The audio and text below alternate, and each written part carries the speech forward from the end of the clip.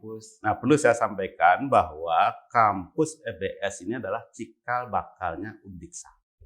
Ya, fasilitas kita ini kalau melihat Permendikbud nomor 3 tahun 2020 itu sudah melebihi dari itu. Kampus ini kita ibaratkan rumah kedua kita. Artinya ikutlah dijaga, ikut dipelihara.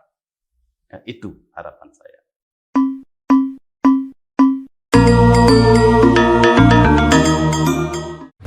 Selamat datang di FBS Station. Enjoy and listen. Halo Sivitas Akademika, Fakultas Bahasa dan Seni. Apa kabar kalian hari ini? Semoga sehat selalu dan tetap bersemangat ya. Sebelum kita beranjak lebih jauh, kenalin, saya Krisna Widantara yang akan menemani teman-teman di rumah selama beberapa menit ke depan. Tentunya di sini saya sudah bersama salah satu narasumber istimewa yang sudah hadir di samping saya. For your information, beliau merupakan salah satu sosok penting yang berperan dalam pengelolaan fasilitas yang ada di Fakultas Bahasa dan Seni kita tercinta. So, siapakah dia?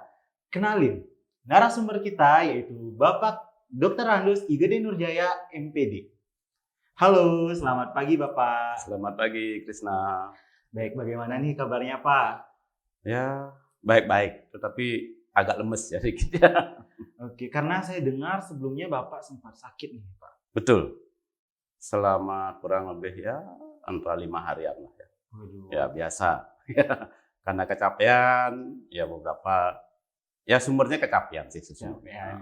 Tapi sebelumnya sebelum kita ngobrol lebih lanjut, saya ingin mengucapkan terima kasih banyak nih Pak sudah meluangkan waktunya di sini walaupun Bapak baru sembuh tapi sudah siap nih dan sudah bersemangat sekali rasanya untuk kita kulik-kulik di dalam podcast kali ini.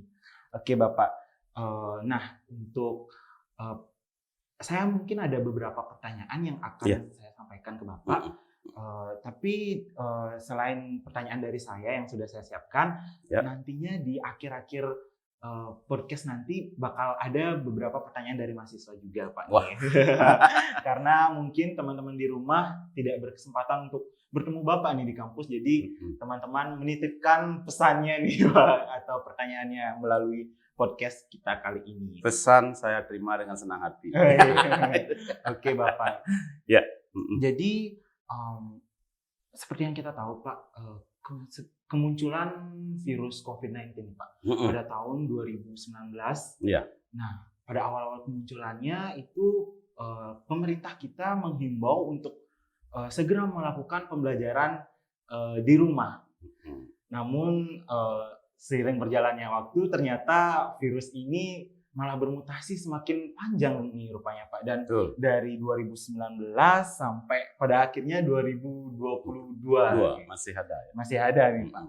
Nah mungkin saya mahasiswa angkatan 2021 nih Pak, dan banyak juga teman-teman saya yang angkatan 2020, angkatan 2021 itu mungkin kurang tahu atau tidak berkesempatan untuk datang langsung ke kampus kita nih Pak untuk melakukan pembelajaran. Jadi teman-teman kita yang ada di rumah itu sebenarnya bertanya-tanya nih Pak, apa saja sih fasilitas yang ada di kampus kita tercinta ini, Fakultas Bahasa dan Seni? Mungkin Bapak bisa jelaskan mengenai fasilitas yang ada di sini Bapak? Ya, terima kasih ya. Pertama saya terima kasih dulu karena sudah diundang. Dengan dalam kondisi yang kurang fit diundang seperti ini tambah semangat jadi karena bertemu dengan anak-anak muda seperti Krisna yang begitu semangat. Baik, memang tahun 2020 mulai ya. Jadi awal 2020 pembelajaran mengarah ke daring. Jadi diubah ke pola daring. Ini mengubah kebiasaan dari yang biasanya luring kemudian menjadi daring. Itu pasti menimbulkan goncangan juga. Sekarang juga sebenarnya sudah mulai muncul goncangan lagi. Dari daring ke luring. Nah, pesan saya itu apa? Kita harus beradaptasi. Ya. Nah, mengenai fasilitas di kampus, mungkin lebih banyak ya para mahasiswa yang belum sempat ke kampus. Walaupun saya lihat sudah mulai ramai sih. Sudah ada yang berinternetan di sini. Ya, di kampus. menggunakan fasilitas Fasilitas Wi-Fi. yang ada, ya. Ya, fasilitas kita Ini kalau melihat Permendikbud nomor 3 tahun 2020 kita sudah melebihi dari itu. Jadi kita tetap memiliki gedung perkuliahan fisik. Nah, saya istilahkan sekarang harus secara fisik dan non fisik ya, karena daring itu tidak membutuhkan fisik lagi, sarana fisik. Jadi secara fisik kita memiliki 4 gedung bertingkat. Istilah dalam sarana prasarana itu gedung bertingkat. Ada gedung tidak bertingkat. 4 gedung bertingkat itu gedung A itu dikhususkan untuk layanan administrasi akademik, kemahasiswaan, gitu ya. Kemudian gedung B, C itu untuk sarana perkuliahan di ruang kelas fisik, gitu ya, yang dibatasi oleh tembok, gitu ya. Kalau ketika daring kita tidak ada batas tembok ketika perkuliahan kan, tapi kita tetap memiliki itu. Kemudian ada gedung D. Gedung D itu digunakan untuk studio, kemudian ruang seminar, perpustakaan, kemudian apalagi itu lab ada di sana. Jadi semua fasilitas itu bisa dimiliki. Itu yang gedung bertingkatnya. Ada gedung tidak bertingkatnya lagi. Apa itu? Kita memiliki wantilan. Wantilan malahan mungkin banyak yang belum tahu nih, wantilan kita sudah direnovasi ya. Wantilan yang lama sudah diperluas sehingga bisa menampung lebih banyak nanti adik-adik mahasiswa. Mohon digunakan itu. Kemudian kita nambah lagi 1 wantilan. 1 wantilan kecil itu untuk apa itu? Kita tahu bahwa kita belajar tidak hanya dalam kelas fisik. Ya, kita juga belajar tidak hanya dalam kelas-kelas online virtual, tapi juga kita belajar di semua tempat gitu ya. Jadi Ki Hajar Dewantara itu kan mengatakan semua tempat adalah ruang belajar dan semua orang adalah guru. Nah, kita ingin menjadikan fasilitas itu. Ya. Jadi kita ingin memanfaatkan atau menggunakan semua fasilitas yang ada untuk itu. Jadi kita sangat siap untuk itu. Nah, selain itu ada juga gazebo. Nah, ini yang kita ada di 14 lain. Ada 2 gazebo nih. Gazebo di depan, gazebo di belakang. Itu bisa dimanfaatkan. Dan semua fasilitas itu sudah terkoneksi dengan internet. Jadi dimanapun adik tinggal, mahasiswa nanti mau membuka internet di lingkungan kampus kita ini, kita bisa. Jadi kalau ada yang belum, laporkan cepat ke saya. Nanti kita akan, mungkin ada alat yang hilang atau rusak, gitu ya. Mungkin itu ya. Jadi kita memiliki ruang perkuliahan secara fisik kita tetap pelihara dengan baik. Dan kita siap untuk menyambut luring maupun daring. Mengapa kita ketika tahun 2020 juga masih kita persiapan untuk luring karena kita tidak tahu COVID itu kapan berakhir. Ternyata 2021 masih. Sekarang 2022 mudah-mudahan kondisinya tetap seperti ini sehingga nanti bisa luring. Itu. Oke, tadi Bapak sempat menyebutkan nih mengenai gedung yang kita miliki. Nah, mungkin teman-teman yang sudah sempat nih ke kampus walaupun belum melakukan pembelajaran nih Pak. Iya. Awal-awal ke kampus mungkin bingung nih Pak. Undiksa kok ada 2 nih Pak, kayak gitu. Ada kampus tengah dan kampus bawah. Nah, ternyata untuk pengalaman saya sendiri nih Pak, ternyata setelah saya masuk ke kampus bawah, itu ruang lingkupnya FBS semua nih Pak. Ternyata kita spesial nih, mempunyai gedung dan ruang lingkup tersendiri nih Pak di kampus bawah. Boleh diceritakan mengenai hal tersebut Pak? Apakah ada cerita atau sejarahnya mengapa kita ada di kampus bawah sendiri gitu Pak? Ya, bagus. Nah, untuk mahasiswa yang belum sempat ke kampus angkatan 2019, 2019 juga ya. 19, 20 malahan belum sempat, 20, 2021 itu belum sempat sama sekali. Nah, perlu saya sampaikan bahwa kampus FBS ini adalah cikal bakalnya Undiksa. Jadi dari sinilah dulu ini dijadikan tempat untuk diploma. Kita masih pernah menjadi bagian dari UM yang dulu namanya IKIP Malang, pernah juga bagian dari IKIP Surabaya, kemudian yang terakhir bagian dari UNUN. Sekarang kemudian kita lepas. Nah, ini satu kelebihan saya pikir yang dimiliki oleh FBS, kita memiliki lokasi tersendiri. Ya, kelebihan lokasi tersendiri sehingga berbagai fasilitas ruang sosial kita miliki tersendiri. Gitu. Nah, kampus yang lain ada di kampus tengah. Kampus tengah itu beberapa fakultas di sana. Gitu. Jadi beberapa fakultas di sana bergabung dia di sana dapat ya satu kapling bukan satu kapling satu dua gedung gitu, satu gedung ini gitu. Kalau kita kan mengkhusus ini. Nah ini saya pikir satu kelebihan kita. Kelebihan ya. Kemudian ada juga seluruhnya kampus yang lain dari yang dimiliki oleh Hemdiksa. Ada namanya kampus Jineng Dalem. Itu baru fakultas olahraga aja, tapi baru dibangun itu. Jadi belum tertata dengan bagus lah. Tapi sudah mulai ke arah sana. Kita juga punya kampus di Denpasar. Ya, kampus di Denpasar. Ya. Nah, itu semuanya juga milik Undiksa. Tapi FBS khusus punya di kampus bawah sendiri. Kampus bawah sendiri. Tidak mungkin digeser-geser lagi. Tidak mungkin digusur gitu ya. Kalau fakultas lain kecenderungan bisa digusur loh.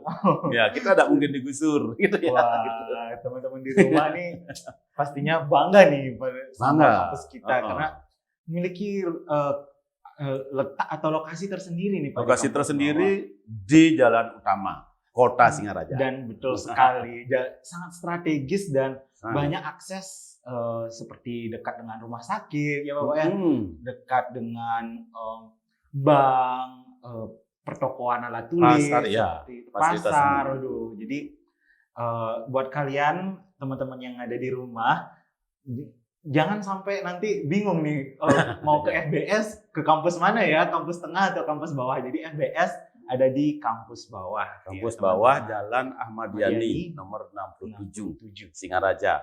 Sering juga disebut dengan kampus 1000 jendela dulu. Mengapa 1000 jendela? Ini ada sejarahnya juga. Karena dulu kampus kita ini bagian dari apa namanya?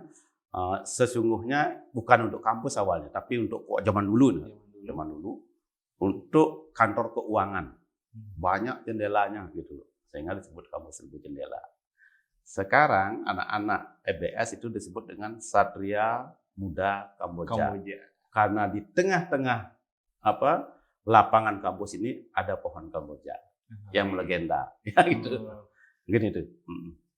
Oke, jadi berbicara soal fasilitas dan gedung itu panjang sekali. Rasanya mungkin tidak habis nih Pak satu podcast untuk membahas itu. Ya. Oke, mungkin saya lanjutkan ke pertanyaan selanjutnya mengenai desas-desus nih Pak pembelajaran di semester depan. Karena saya sempat mendengar mengenai kabar akan diadakan pembelajaran secara luring, bahkan ada juga yang bilang kita mesti tetap daring seperti itu Bapak. Tapi di sini diperkuat lagi oleh statement oleh Bapak Dekan kita di podcast kita sebelumnya. Nah, kata beliau di pembelajaran semester depan kemungkinan akan dilakukan secara hibrida nih Pak, atau campur.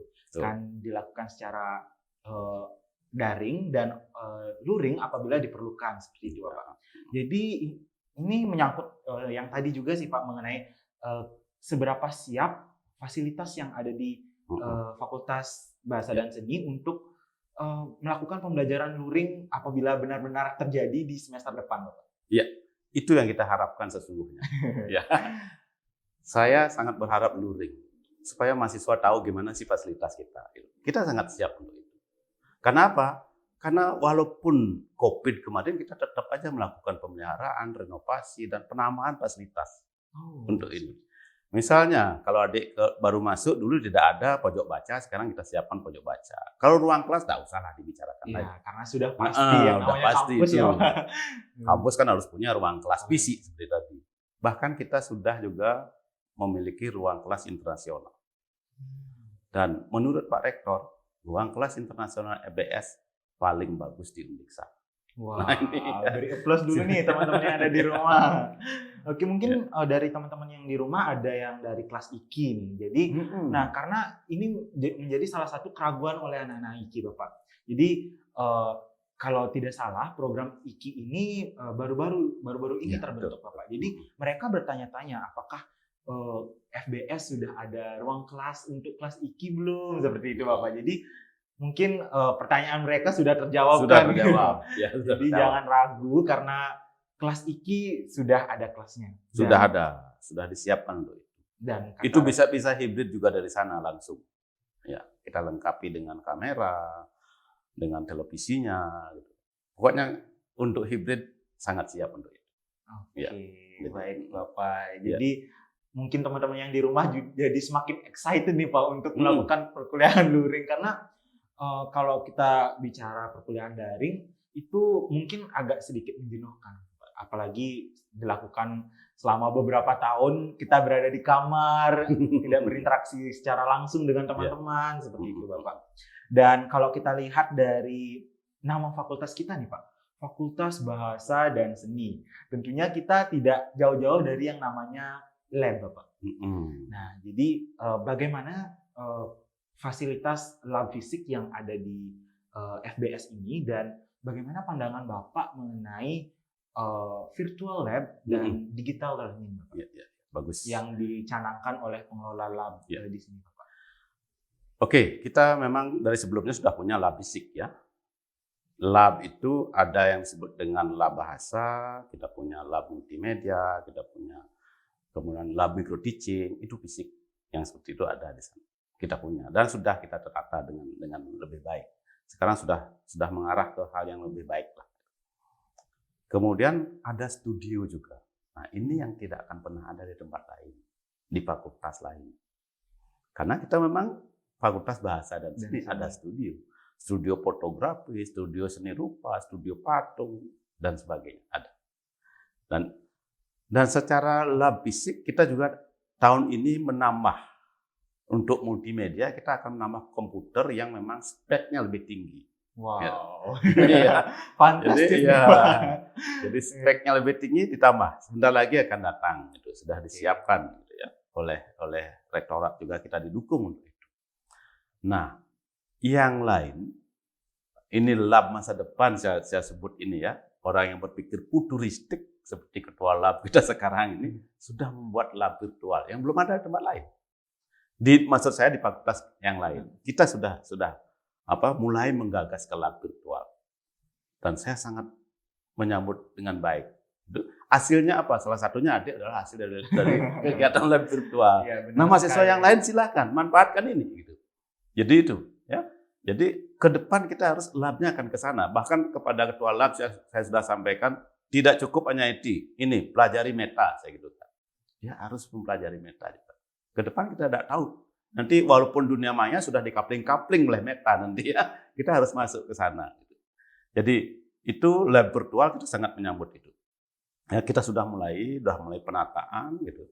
Kemudian kalau digital learning ya pasti terkait dengan itu. Kita ingin punya big data di sana. Big data terkait dengan sumber-sumber belajar yang bisa dicari oleh mahasiswa. Jadi tidak hanya ada di perpustakaan. Kita sudah punya perpustakaan di sini. Perpustakaan fakultas ada, perpustakaan pusat ada. Tetapi perlu ada perpustakaan digital. Dan di e-learning itu saya ingin ya semacam perpustakaan lah. Ada big data untuk sumber belajar itu. Mungkin ya. Oke, jadi ada banyak lab di sini ya Bapak ya. Banyak.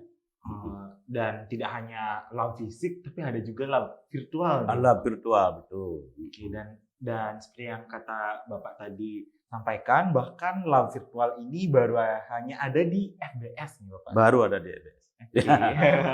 Jadi menambah nih keistimewaan kita nih Bapak. Dari tadi kan sudah kita banyak sekali menyebutkan bahwa belum ada di fakultas lain, dan sampai sekarang labnya pun nambah nih Pak, belum ada di fakultas lain. Iya, yang lab virtualnya. Yang fisik maupun non fisik kita ada beberapa yang tidak dimiliki oleh fakultas lain. Fisik maupun non fisik. Artinya secara virtual tadi. Mengenai studio itu Bapak, jadi tadi kan Bapak sempat mention mengenai studio. Jadi mengenai studio itu digunakan untuk apa dan biasanya digunakan oleh anak-anak dari prodi mana nih Pak? Kalau studio tuh selama ini lebih banyak dimanfaatkan oleh anak-anak dari seni rupa. Jadi jurusan seni rupa dan desain itu seni dan desain yang lebih banyak memanfaatkan. Tetapi itu adalah lab milik fakultas dan juga universitas. Boleh mahasiswa dari jurusan lain memanfaatkan itu. Misalnya galeri juga ada. Nah, saya tidak sebutkan tadi ya. Kita punya galeri. Galeri itu selama ini memang yang pameran di sana anak-anak dari jurusan seni dan desain. Tetapi itu tidak harus mereka, yang lain juga boleh. Saya sudah sampaikan kepada ketua jurusan supaya ke depan tuh galeri itu lebih dimanfaatkan lagi, ada pameran lah. Itu. Jadi itu ya. Jadi tidak hanya seni dan desain, tapi diutamakan memang untuk mereka kan untuk perkuliahan. Misalnya ada studio fotografi. Adik mau belajar fotografi, silakan belajar di sana. Apalagi dengan Merdeka Belajar, kita kan bisa aja ngambil mata kuliah yang seperti itu. Jadi itu. Oh, jadi walaupun konteksnya studio, kita bisa saling menikmati walaupun tidak dari program studi pendidikan seni rupa mungkin ya Bapak? Oh, bisa. Jadi fasilitas yang ada di Fakultas Bahasa dan Seni ini memang diperuntukkan oleh mahasiswa dan terbuka untuk umum seperti itu Bapak? Untuk beberapa umum mahasiswa. Ruang lingkup ya. FBS tentunya. Kalau masyarakat luar jangan dulu lah. Dan mengenai pameran, mungkin nanti apabila kita melakukan pembelajaran secara luring, itu mungkin pamerannya bisa dibuka dan bisa dimanfaatkan nih Pak untuk menarik audiensi dari luar mungkin Pak. Itu yang kita harapkan. Saya sudah sampaikan kalau bisa minimal setahun 3 kali ada pameran, saya gitu kan. Mudah-mudahan bisa tercapai itu oleh terutama jurusan seni dan desain. Jadi, karena mahasiswa kan banyak karyanya juga kan. Ternyata yang pinter melukis misalnya tidak hanya seni dan desain aja, yang dari lain juga ada gitu. Foto juga begitu gitu ya. Yang buat video juga tidak hanya yang DKP aja bisa kan. Adik juga sering buat video. Jadi karena memang selain fasilitas yang mendukung, SDM-nya juga Pak. SDM ya sudah kita memiliki jumlah dosen 98 orang di fakultas. Itu sudah sangat mendukung ya. Dari masing-masing jurusan itu sangat mencukupi rasio dosen dan mahasiswanya gitu ya. Yang paling banyak mahasiswanya tentu bahasa asing ya, terutama bahasa Inggris. Bahasa Inggris itu kita sudah juga siapkan dosennya. Kalau memang kurang, nanti bisa kita manfaatkan dosen-dosen kontrak atau praktisi yang dari luar yang bisa mengajar di kita. Sehingga kita bisa aja mendatangkan praktisi juga untuk menambah wawasan mahasiswa. Gitu. Sehingga tidak hanya dari dosen-dosen kita saja. SDM kita terus kembangkan, kita terus dorong juga dosen maupun pegawai untuk mengembangkan kompetensi. Ada pembiayaan untuk itu. Gitu. Oke, baik Pak. Jadi selain fasilitas, sumber daya manusianya juga memadai nih Pak. Jadi istilahnya tidak jomplang antara fasilitas dan SDM-nya gitu Pak. Jadi tentunya sangat spesial sekali nih dari Fakultas Bahasa dan Seni kita tercinta ini karena seperti yang tadi disebutkan Bapak sudah memiliki banyak kelebihan dan keistimewaan yang bahkan belum dimiliki oleh fakultas lain. Nah di sini ada pertanyaan Bapak dari teman-teman yang ada di rumah yang belum berkesempatan hadir untuk bertanya langsung kepada Bapak. Jadi ya, silakan. Layar monitor ini akan ditampilkan. Jadi untuk pertanyaan yang pertama, sejauh ini selain sarana atau prasarana, hal baik apa dari sisi SDM yang bisa menunjang pelaksanaan kegiatan di FBS, Bapak? SDM kita sangat komitmen. Itu yang pertama ya. Bagaimanapun pinternya seseorang kalau tidak punya komitmen, tidak akan ada artinya. Seorang profesor yang tidak punya komitmen, tidak ngajar-ngajar dia ke kelas, tidak ada artinya. Itu saya pikir. Yang paling kita miliki adalah komitmen untuk mendidik mahasiswa. Itu dimiliki oleh dosen-dosen yang ada di FBS. Ya, saya bangga dengan itu. Ya, gitu. Oke, untuk pertanyaan selanjutnya, menurut Bapak, apa yang diutamakan dalam perbaikan sarana atau prasarana yang ada di Fakultas Bahasa dan Seni, Bapak? Ini tentu saja hal-hal yang terkait untuk menunjang perkuliahan. Itu yang kita utamakan. Ya. Jadi sarana-sarana yang menunjang perkuliahan. Menunjang pencapaian kompetensi. Minimal 4C. Apa itu, Bapak? 4C. Yang pertama critical thinking, komunikasi, kolaborasi, kreativitas. Yes. Minimal itu. Jadi itu pasti sarana prasarana kita arahkan ke sana. untuk pertanyaan selanjutnya. Bagaimana persiapan sarana atau prasarana lainnya, misal seperti AC, toilet, proyektor, dan kelistrikan jika ada kegiatan luring nih Bapak? Oh, ini sudah siap. Oh, sudah Seperti siap. saya sampaikan tadi, walaupun daring itu tetap dipelihara.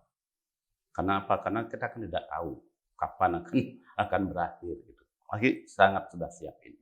Oke, jadi teman-teman di rumah nggak perlu takut nih, misalnya walaupun kita dari beberapa tahun belakangan melakukan pembelajaran secara daring, saat luring nanti nggak perlu takut nanti tiba-tiba AC-nya macet atau toiletnya nggak ada air atau tiba-tiba listriknya mati, nggak mungkin seperti itu kan Bapak? Karena kan, Kalau normal tidak mungkin. Ya, kalau normal tidak mungkin seperti itu. Yang namanya sesuatu yang bisa error, saja ya, yang bisa error saja. Itu pasti. Sama dengan di rumah juga kita Ya. begitu kan.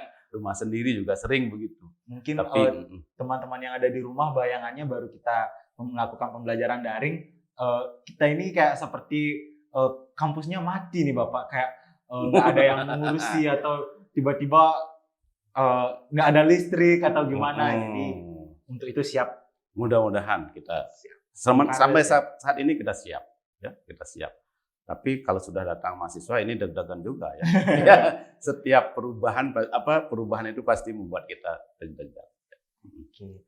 Ya. Jadi pertanyaannya udah habis nih Pak, karena Oh, cuma udah. ada 3 pertanyaan Ya, dari mahasiswa. ya. Sebelum menutup jumpa kita pada hari ini nih Pak, saya ingin Bapak memberikan pesan atau harapan kepada teman-teman yang ada di rumah nih Pak.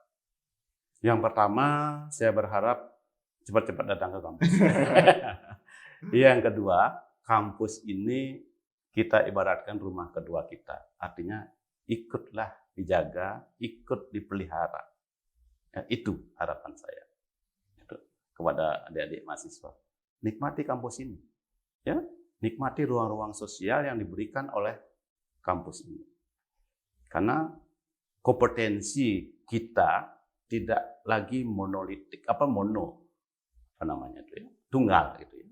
Tapi sudah sangat komprehensif gitu. Jadi harus belajar dari semua, manfaatkan semua. Tidak hanya ruang kelas yang dipisahkan oleh tembok beton itu, tapi semua lingkungan itu manfaatkan. Tapi tetap dijaga. Itu harapan saya.